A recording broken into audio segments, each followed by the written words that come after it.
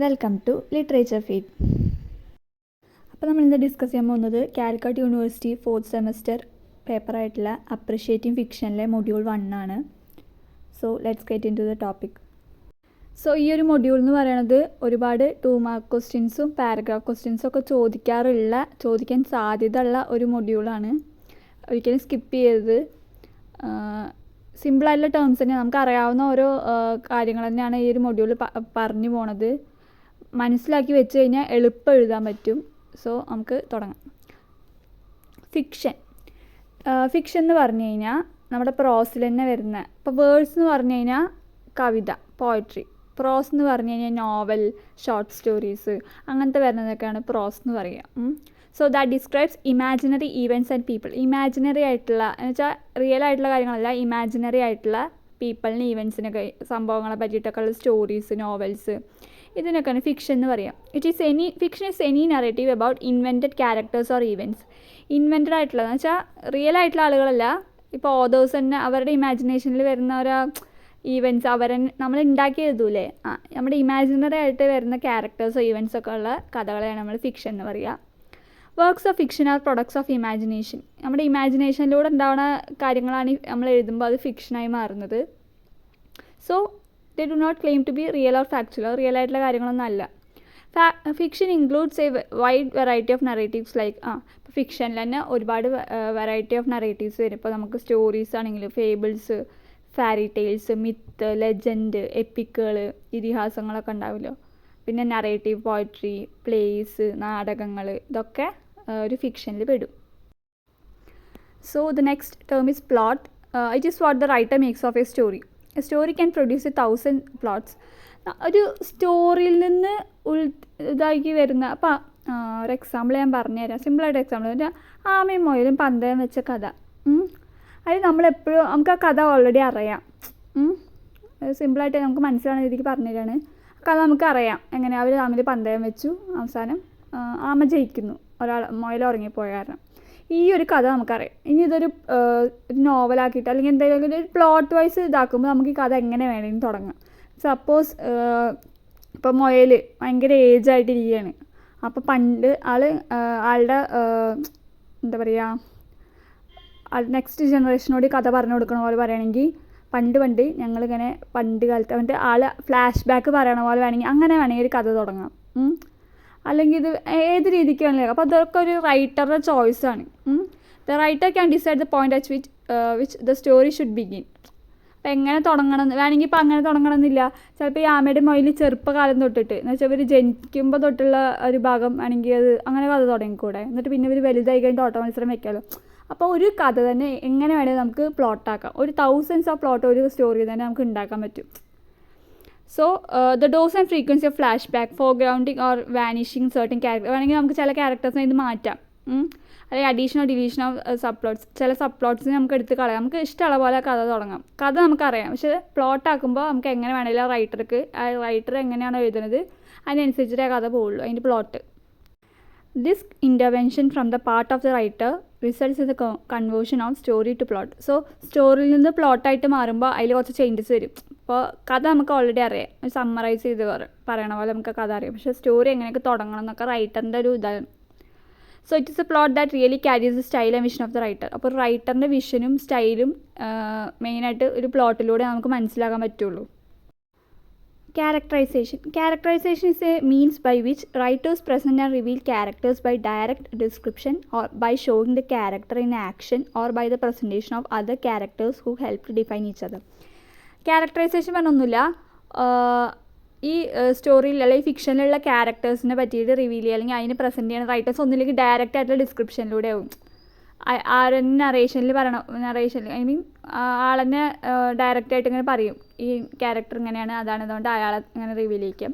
അങ്ങനെ അയാളെ പ്രസൻറ്റ് ചെയ്യാം. ഒരു മെയിൻ ക്യാരക്ടറിൻ്റെ റൈറ്റർക്ക് അങ്ങനെ പ്രസൻറ്റ് ചെയ്യാം. അല്ലെങ്കിൽ അവരുടെ കൂടെയുള്ള വേറെ ക്യാരക്ടേഴ്സ് ഉണ്ടാവുമല്ലോ. ഇപ്പോൾ മെയിൻ ക്യാരക്ടർ അല്ലാതെ തന്നെ വേറെ ക്യാരക്ടേഴ്സ് അവരുടെ സംഭാഷണത്തിലൂടെ അല്ലെങ്കിൽ അവർ തമ്മിൽ സംസാരിക്കുമ്പോൾ മെയിൻ ക്യാരക്ടറെ പറ്റി ഇങ്ങനെ പറയണം, അയാൾ ഇങ്ങനെയാണ്. ചിലപ്പോൾ അയാളുടെ എൻട്രി ആവണേ മുന്നേ തന്നെ അയാളെ പറ്റിയിട്ടൊരു ഡീറ്റെയിൽ ആയിട്ട് ഇങ്ങനെ പറയും, തമ്മിൽ പറയും. അപ്പോൾ തന്നെ നമുക്ക് മെയിൻ ക്യാരക്ടർ ആരാന്നും അവരെ പറ്റിയിട്ടൊരു ഐഡിയയും കിട്ടും. ഓക്കെ, ഇനി അടുത്ത പറയാൻ പോകുന്ന ടോപ്പിക് എന്ന് പറഞ്ഞാൽ ക്യാരക്ടർ. ഈ fiction in general authors create character to take the narrative forward. ഒരു നറേഷൻ മുന്നോട്ട് പോകണമെങ്കിൽ, ഒരു കഥയുടെ നറേഷൻ മുന്നോട്ട് പോകണമെങ്കിൽ മെയിനായിട്ട് ഒരു ക്യാരക്ടേഴ്സ് വേണം. കഥ മുന്നോട്ട് പോകണമെങ്കിൽ ക്യാരക്ടേഴ്സ് വേണം. So there are many ways to develop characters. പല തരത്തിലുള്ള ക്യാരക്ടേഴ്സ് ഉണ്ടാവും. ഇപ്പോൾ മെയിൻ ക്യാരക്ടറിനെ നമ്മൾ പ്രോട്ടഗോണിസ്റ്റ് എന്ന് വിളിക്കും. അതിൻ്റെ എഗെയിൻസ്റ്റ് ആയിട്ട് വില്ലൻ റോൾ ചെയ്യുന്നത് നമ്മൾ ആൻറ്റഗോണിസ്റ്റ് എന്ന് പറയും. ഈ പ്രോട്ടഗോണിസ്റ്റ് ആൻറ്റഗോണിസ്റ്റ് തമ്മിൽ അങ്ങോട്ടും ഇങ്ങോട്ടും മാറിപ്പോകാൻ ചാൻസ് ഉണ്ട്, നമുക്ക് കൺഫ്യൂഷൻ വരാൻ ചാൻസ് ഉണ്ട്. So protagonist means main character lead ചെയ്യുന്ന ആൾ പ്രോട്ടഗോണിസ്റ്റും വില്ലൻ ക്യാരക്ടർ നമ്മൾ ആൻറ്റഗോണിസ്റ്റ് എന്നാണ് പറയുക. സോ പ്രോട്ടഗോണിസ്റ്റ് ആൻറ്റഗോണിസ്റ്റ് തമ്മിൽ എന്തെങ്കിലും കോൺഫ്ലിക്റ്റ് വരികയും അതാണ് സ്റ്റോറിയിൽ മെയിനായിട്ട് വരുന്ന പ്രശ്നം എന്ന് പറഞ്ഞു കഴിഞ്ഞാൽ ഇവർ തമ്മിലുള്ള. പിന്നെ മൈനർ ക്യാരക്ടേഴ്സ്, മെയിനായിട്ട് വരുന്ന 2 ക്യാരക്ടേഴ്സ്, ഒന്ന് പ്രോട്ടഗോണിസ്റ്റും ഒന്ന് ആൻറ്റഗോണിസ്റ്റുമാണ്. പിന്നെ അതിൽ വരുന്നത് മൈനറായിട്ടുള്ള ക്യാരക്ടേഴ്സാണ്. അവരെപ്പോഴും ഭയങ്കര സ്റ്റാറ്റിക്കായിട്ടും ചേഞ്ച്, അവർ ക്യാരക്ടേഴ്സ് വലിയ ഡെവലപ്മെൻ്റ് ഒന്നും ഉണ്ടാവില്ല. അവർ തുടക്കത്തിൽ എങ്ങനെയാണോ അതേപോലെ തന്നെ ആയിരിക്കും അവസാനം വരെയും, വലിയ ചേഞ്ച് ഉണ്ടാവില്ല. പക്ഷേ they remain the same from the beginning of work to the end. പക്ഷേ ഡൈനാമിക് ആയിട്ടുള്ള ചില ക്യാരക്ടേഴ്സ് ഉണ്ട്. ഇപ്പോൾ ഈ മെയിൻ ക്യാരക്ടേഴ്സ് തന്നെ വിചാരിച്ചോളൂ, ചിലവർ അവർ എന്താ പറയുക, ഒരു ചേഞ്ച് ഉണ്ടാവും അവർ ആറ്റിറ്റ്യൂഡിലോ, അല്ലെങ്കിൽ അവർ എന്താ പറയുക, ആ സ്റ്റോറി മുന്നോട്ട് പോകുന്നതനുസരിച്ച് ആ മെയിൻ ക്യാരക്ടർ ആരാണ് അതിൽ തുടക്കത്തിലുണ്ടാവുന്ന ആ ഒരു ഇതായിരിക്കില്ല. അവർക്ക് ആ ക്ലൈമാക്സ് ആകുമ്പോഴേക്കും എന്തെങ്കിലും ഒരു ചേഞ്ച് വന്നിട്ട്, അല്ല തിരിച്ചറിവോ അല്ലെങ്കിൽ ഇപ്പോൾ അവരുടെ സ്വഭാവത്തിൽ തന്നെ എന്തെങ്കിലും മാറ്റമോ, ആറ്റിറ്റ്യൂഡിൽ തന്നെ എന്തെങ്കിലും ചേഞ്ചോ, അങ്ങനെയൊക്കെ പല രീതിക്ക് സംഭവിക്കാം. Next term is setting. Setting എന്ന് പറഞ്ഞു കഴിഞ്ഞാൽ ഒരു സ്റ്റോറി നടക്കണ ഫിസിക്കൽ ആൻഡ് സോഷ്യലായിട്ടുള്ളൊരു കോണ്ടെക്സ്റ്റ്, ആ കഥ എവിടെ വെച്ചിട്ടാണോ നടക്കുന്നത് അതിനാണ് നമ്മൾ സെറ്റിംഗ് എന്ന് പറയുക. So the major elements of setting are the time, the place and the social environment that frames the characters. മെയിനായിട്ടുള്ള സെറ്റിങ്ങിൽ ഒരു എലമെൻറ്റ്സ് പറഞ്ഞു കഴിഞ്ഞാൽ ആ നടക്കുന്ന സമയം, സ്ഥലം, പിന്നെ അവിടെ ചുറ്റുള്ള ഒരു എൻവയോൺമെൻറ്റ്, സോഷ്യൽ എൻവയോൺമെൻറ്റ് എങ്ങനെയാണോ ക്യാരക്ടേഴ്സ് ഏത് എന്താ പറയുക, ആ ഒരു സീനിൽ അതിൻ്റെ അറ്റ്മോസ്ഫിയർ എങ്ങനെ, അവരെവിടെ വെച്ചിട്ടാണ് ആ ഡയലോഗ് പറയണത്, അല്ലെങ്കിൽ ആ സ്ഥലം എന്താണ്, ആ സമയം എങ്ങനെയാണ്, അതൊക്കെ സെറ്റിങ്ങിൽ വരുന്ന കാര്യങ്ങളാണ്. The setting is more important, giving the reader the feel of the people who move through it. Setting can be used to evoke a mood or atmosphere that will prepare the reader for what is to come. So അവർ എവിടെ വെച്ചിട്ടാണ് ആ scene നടക്കുന്നത്, അല്ലെങ്കിൽ ആ ഒരു പ്ലേസും ടൈമും ഒക്കെയാണ് സെറ്റിങ്ങിൽ മെയിനായിട്ട് വരിക. Okay, next term is theme. Theme is A central idea or meaning of a story. ഒരു സ്റ്റോറിയുടെ സെൻട്രൽ ഐഡിയ, ഒരു കഥ നടക്കുന്ന സെൻട്രൽ ഐഡിയ അല്ലെങ്കിൽ അതിൻ്റെ ഒരു മെയിനായിട്ടൊരു മീനിങ് എന്താ ഉദ്ദേശിക്കുന്നത്, അതിനാണ് നമ്മൾ തീം എന്ന് പറയുക. It is abstracted from the details of character and action that compose the story. It provides a unifying point around which the plot, character, setting, point of view, symbols and other elements of a story are organized. So നമ്മളിപ്പോൾ എക്സാമ്പിളായിട്ട് ഇപ്പോൾ എന്താ പറയുക, ഒരു എന്താ പറയുക, none എന്ന് പറഞ്ഞ movie, അത് പറഞ്ഞു കഴിഞ്ഞാൽ തുടക്കം തൊട്ട് ആ ഒരു പ്ലോട്ട് അങ്ങനെ തന്നെ നമുക്ക് ഭയങ്കര ഒരു ഫുള്ളൊരു എന്താ പറയുക, സൂപ്പർ നാച്ചുറൽ എലമെൻസും അങ്ങനത്തെ കുറച്ച് അതിൽ കുറേ നമുക്ക് ഹൊറർ എലമെൻറ്റ്സ് നല്ല രീതിക്ക് ആഡ് ചെയ്യുന്നുണ്ട്. എന്ന് വെച്ചാൽ നമുക്ക് ഭയങ്കരമായിട്ട് പേടിപ്പെടുത്തുന്ന രീതിക്കുള്ള സീൻസും എല്ലാ സീനും അങ്ങനെ തന്നെയാണ്. അത് തുടക്കം മുതൽ ആ ഒരു പ്ലോട്ട്, ആ സ്റ്റോറിയുടെ പ്ലോട്ട് പറഞ്ഞാൽ തുടക്കം മുതൽ അവസാനം ക്ലൈമാക്സ് വരെ അങ്ങനെ തന്നെ നമുക്കൊരു ഉള്ളിലൊരു പേടി നല്ലതും തോന്നിക്കുന്നുണ്ട്. അപ്പോൾ അതൊരു മെയിനായിട്ട് അതൊരു ഹൊററാണ് അതിൻ്റെ തീം. അപ്പോൾ മനസ്സിലായോ? സോ അത് ഹൊററാണ് അവർ ഉദ്ദേശിക്കുന്നത്. ഒരു സെൻട്രൽ തീം എന്ന് പറയുന്നത്, അല്ലെങ്കിൽ സെൻട്രൽ ഐഡിയ എന്ന് പറയുന്നത് എന്താ, ഹൊററാണ് ആ സിനിമയുടെ. സോ ഞാൻ എക്സാമ്പിൾ വെച്ച് പറഞ്ഞു തന്നതാണ്, നിങ്ങൾക്ക് മനസ്സിലായി എന്ന് വിചാരിക്കുന്നു. ഓക്കെ, തീം റിലേറ്റഡ് ആയിട്ട് പിന്നെ അതിന് സിമിലറായിട്ട് വരുന്ന വേറൊരു ടേമാണ് എന്ത്, atmosphere. Atmosphere mainly emerges through description rather than action. നമ്മൾ മറ്റേ തീം നമുക്ക് ആക്ഷനിലൂടെയാണ് മനസ്സിലാവുള്ളൂ എന്താണ് ഇതിൻ്റെ തീമെന്ന്. പക്ഷേ അറ്റ്മോസ്ഫിയർ എന്ന് പറഞ്ഞു കഴിഞ്ഞാൽ ഡിസ്ക്രിപ്ഷനിലൂടെ നമുക്ക് മനസ്സിലാവുള്ളൂ. ഞാൻ അപ്പോൾ നേരത്തെ എക്സാമ്പിളായിട്ട് മൂവീസൊക്കെ ആയിരിക്കും പറഞ്ഞിട്ടുണ്ടാവുക, അത് നിങ്ങൾക്ക് മനസ്സിലാൻ വേണ്ടിയിട്ടാണ്. കാരണം കുറേ പേരൊന്നും ബുക്സൊന്നും വായിക്കാറുണ്ടാവില്ല, നന്നായിട്ട് അറിയണമുണ്ട്. സോ മൂവി റിലേറ്റ് ചെയ്ത് പറഞ്ഞു എന്നേ ഉള്ളൂ.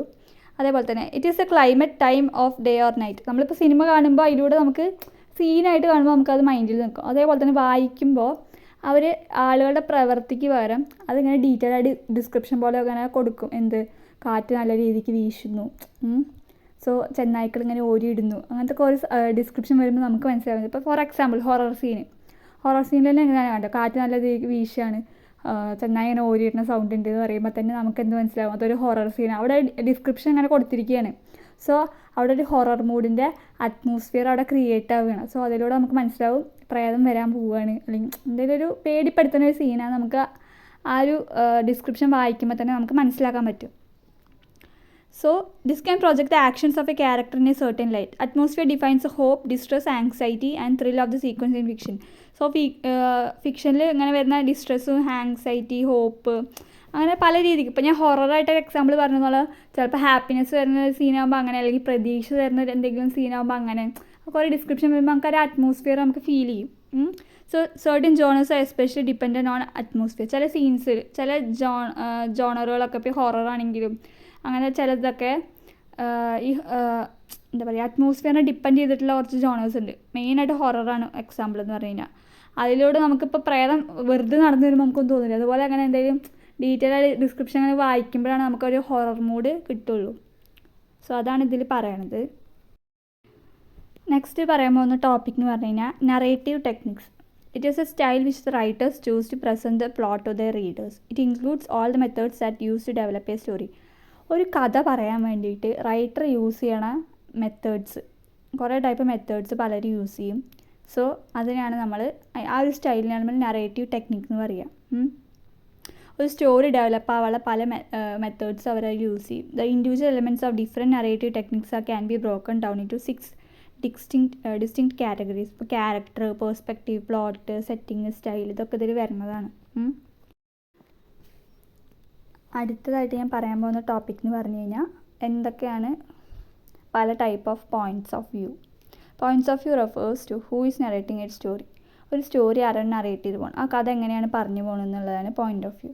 A story can be told from the first person, second person or third person point of view. 3 രീതിക്ക് കഥ പറഞ്ഞു പോകാം. ഫസ്റ്റ് പേഴ്സൺ ഐന്ന് യൂസ് ചെയ്ത് കഥ പറഞ്ഞു പോകാം, സെക്കൻഡ് പേഴ്സൺ ആയിട്ട് പോകാം, തേർഡ് പേഴ്സൺ പോയിൻ്റ് ഓഫ് വ്യൂവിൽ കഥ പറയാം. അങ്ങനെ ഏത് രീതിക്ക് വേണമെങ്കിലും എഴുതാം.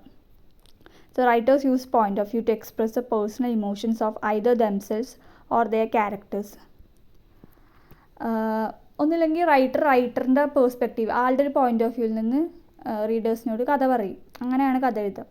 അങ്ങനെ എഴുതാം. അല്ലെങ്കിൽ അവരുടെ ക്യാരക്ടർ, കഥയിലുള്ളൊരു ക്യാരക്ടർ കഥ പറഞ്ഞു പോണ പോലെ, അയാളുടെ ഒരു പോയിൻ്റ് ഓഫ് വ്യൂവിൽ കഥ പറഞ്ഞു പോണ പോലെ ആ ഒരു രീതിക്കും സ്റ്റോറി പോകും. So the point of view of a story എന്ന് പറഞ്ഞു കഴിഞ്ഞാൽ it is how the writer wants to convey the experience to the reader. ആ റീഡർക്ക് എങ്ങനെയാണ് ആ ഒരു കഥ മനസ്സിലാവേണ്ടത് എന്നുള്ള രീതിക്ക് കൺവേ ആവണ രീതിക്കാണ് ആ ഒരു പോയിൻ്റ് ഓഫ് വ്യൂവിൽ റൈറ്റർ കഥ എഴുതുള്ളൂ. സോ ഇനി ടൈപ്സ് പറയാൻ പോവാണ്. First person point of view. With first person point of view the main character is telling the story. So ഇതിൽ പറഞ്ഞു കഴിഞ്ഞാൽ മെയിൻ ക്യാരക്ടറാണ് കഥ പറഞ്ഞു പോവുക. കാരണം ഫസ്റ്റ് പേഴ്സൺ പോയിൻ്റ് ഓഫ് വ്യൂവിൽ എഴുതുന്നത് വെച്ചാൽ ഐ, മീ, വി, അങ്ങനെയാണ് ഫസ്റ്റ് പേഴ്സൺ റൈറ്റിങ്ങിൽ കഥ പറയുക. It is commonly use for narratives and autobiographies. ഇപ്പോൾ എന്തെങ്കിലും ഒരു ഓട്ടോബയോഗ്രഫിയോ അല്ലെങ്കിൽ എന്തെങ്കിലും ഒരു അങ്ങനത്തെ ടൈപ്പ് നറേറ്റീവ്സ്. ഇപ്പോൾ ഒരാൾ അയാളുടെ ആത്മകഥ എഴുതുകയാണെങ്കിൽ അതിൽ ഞാൻ എന്ന് പറഞ്ഞിട്ടൊക്കെ എഴുതുക. സോ അതാണ് first person point of view. First person point of view can be singular or plural. സിംഗുലറായിട്ട് എഴുതാം, പ്ലൂറലായിട്ട് എഴുതാം. The singular form uses I or me. Singular ഫോമിലാണ് കഥ എഴുതി പോകണമെന്ന് വെച്ച് കഴിഞ്ഞാൽ ഞാൻ, ഐ, മീ, അങ്ങനെയൊക്കെ. പ്ലൂറലിൽ പറഞ്ഞു കഴിഞ്ഞാൽ ഞങ്ങൾ, we. So both are use to give the writers personal perspective. ഇത് രണ്ട് യൂസ് ചെയ്യണം. റൈറ്ററിൻ്റെ സ്വന്തം പേഴ്സണൽ ആയിട്ടുള്ള പേഴ്സ്പെക്റ്റീവിൽ ആ ഒരു പോയിൻ്റ് ഓഫ് വ്യൂവിൽ കഥ പറഞ്ഞു പോകാൻ വേണ്ടിയിട്ടാണ് first person point of view use ചെയ്യുന്നത്. ഇനി second person point of view എന്താണെന്നാണ് പറയാൻ പോകുന്നത്. When writing from a second person point of view, the writer has a narrator speaking to the reader. ഇപ്പോൾ റീഡറിനോട് സംസാരിക്കണ പോലെയാണ് സെക്കൻഡ് പേഴ്സൺ പോയിൻ്റ് ഓഫ് വ്യൂവിൽ എഴുതുക. റൈറ്റർ പറഞ്ഞ നറേറ്ററും ആൾ റീഡറിനോട് എങ്ങനെയാണ് സ്പീക്ക് ചെയ്യണത് അതേപോലെയാണ് എഴുതുക. So the words you, your, yours എന്നൊക്കെയാണ് പോയിൻ്റ് ഓഫ് വ്യൂ എഴുതുക. Some common uses for second person point of view are directions, business writing, അപ്പോൾ എന്തെങ്കിലും സോങ് ലിറിക്സ്, സ്പീച്ചസ്, അഡ്വർടൈസിങ്, ഇതിനൊക്കെ വേണ്ടിയിട്ടാണ് മെയിനായിട്ടും second person point of view use ചെയ്യുക. പിന്നെ third person point of view അത് പറഞ്ഞു കഴിഞ്ഞാൽ പുറമെന്ന്, ഇതിപ്പോൾ പേഴ്സണലായിട്ട് ഇപ്പോൾ റൈറ്റ് അല്ലെങ്കിൽ എന്താ പറയുക, ഇപ്പോൾ എങ്ങനെ പറഞ്ഞു തരിക, ഒരു എക്സ്റ്റേണൽ നറേറ്റർ ആ കഥയിലുള്ള ഒരാളല്ല, പുറമെന്ന് ഒരാൾ നോക്കി കാണുകയാണ് ഒരു കഥ. അപ്പോൾ ആ ഒരു പോയിൻ്റ് ഓഫ് വ്യൂവിൽ കഥ പറയണതിനാണ് third person point of view എന്ന് പറയുക. ഇപ്പോൾ ഇതിലത്തെ റൈറ്റർ എന്ന് പറയുന്ന ആൾ ഈ നോവലിലോ അല്ലെങ്കിൽ ഈ സ്റ്റോറിയിലോ അയാൾക്ക് റോളൊന്നുമില്ല, അതിലത്തെ ഒരു ക്യാരക്ടറൊന്നും അല്ല അയാൾ, അതിലത്തെ കഥാപാത്രമേ അല്ല. സോ അയാൾ പുറമെ ഈ കഥ നോക്കി കാണുമ്പോൾ എങ്ങനെയാണ് അയാൾക്ക് ഫീൽ ചെയ്യണത് ആ ഒരു രീതിക്ക് കഥ പറഞ്ഞു പോവുക. So the third person point of view as an external narrator. External narrator telling the story. This perspective can be singular or plural. Singular ആവാം, പ്ലൂറൽ ആവാം. അപ്പോൾ ജെൻഡർ സ്പെസിഫിക് അല്ലെങ്കിൽ ജെൻഡർ ന്യൂട്രൽ ആയിട്ട് ലൈക്ക് ഹീന്നോ ഷീന്നോ ഇറ്റ്ന്നോ തേന്ന് അങ്ങനെയൊക്കെ യൂസ് ചെയ്യാം തേർഡ് പേഴ്സൺ പോയിന്റ് ഓഫ് വ്യൂവിൽ. സോ മെയിനായിട്ട് അക്കാഡമിക് റൈറ്റിംഗിൽ ഫിക്ഷനിലുമാണ് third person point of view